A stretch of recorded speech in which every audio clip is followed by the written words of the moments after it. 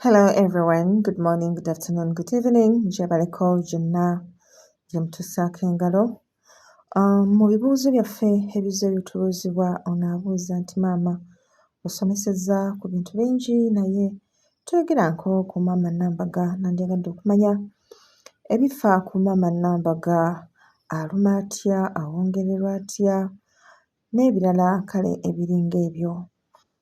Weewaawo maama Nambaga jjembe jjembe era ffenna tulimanyi mukyala wa mutawaana nnyo, mumegganyi, yadde abasinga bamuyita munafu. Si munafu, kulima kw'atayagala, just takwagala naye nga ekyo tekimufuula munafu.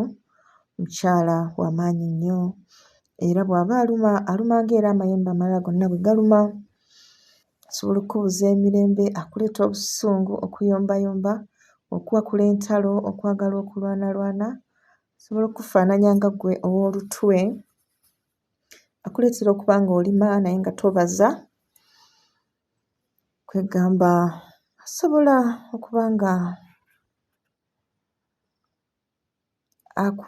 akubuza emirembe. Kale mmwe abalumwa emigongo awatali nsonga,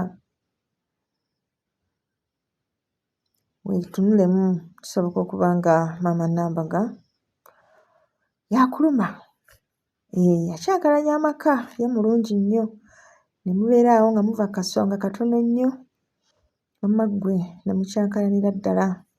Alumya obwavu, asobola obbalumya obwavu naye nga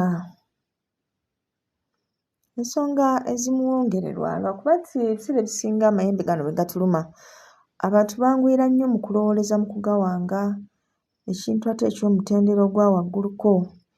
Naye maama Nambaga ono ebiseera ebisinga atera kubanja kalimiro, gwe n'omutemerawo awo bukata n'obubyala, kakati awo n'oteekawo akalala awo nga kalimu ebinyeebwa, kasooli, omuwemba tegubulamu, bijanjaalo, kalimiro kabeerako awo kankintabule kalimu buli kimu. Era bwe tuba tumukolera ensonga ezo, of course tumukoowoola era nzize mbasomesa ebintu bino ku mitendera egy'enjawulo. Ne tugamba nti bwe mulaba ensonga ekwesibyeko, kiika okoowoole omanye. Era singa bukya enkya n'omanya nti maama Nambaga yakuluma, era mukoowoole omutegeeze nti ogenda mmukolera akalimiro ke. Otandike okuŋŋaanya ensigo zino, kasooli, bijanjaalo, binyeebwa, muwemba, omanye ne w'ogenda okukalima ogendewo oteekewo emmwanyi omwanjulire nti mukama wange wano tugenda okuteeka akalimiro kaffe, era nga nsaba okkakkanya obusungu. Keera ku makya tema obukata, bubyale, siga kasooli, siga ebijanjaalo, kwata binyeebwa, muwemba.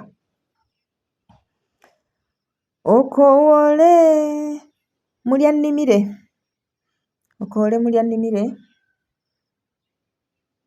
ebintu byonna bikwasaganye, emirembe giddewo, essanyu liddewo, akasente kalabike, ate olabe obulamu bwe bunaabeera oluvannyuma lw'ensonga ng'eyo. Kale nno ggwe munnaffe eyali abuuza ku maama Nambaga, kansuubire nti ofunyeemu ky'otegeera era kigenda kuba nga kikuyambako okutereeza obulamu bwo. Kale mbatumiddeko abakyala mwenna abaagala maama Nambaga, babakuba embaga. Mukyala mufumbi, kale nno abafumbi mwenna kiba ky'amagezi nnyo okuba nga mumweyunira, mumwekwata. Nnaalongo Nalubaale nze mbatuusizzaako omusomo gwa leero.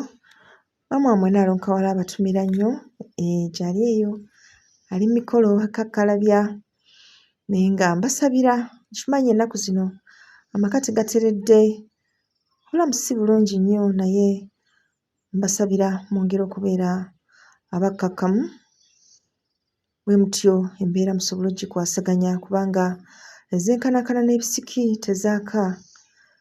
Munno ajja kuveeyo nga munyiivu nga musunguwavu. Olw'obwavu abaganya omumusasula bamuyisiza obubi ku mulimu na buli kimu.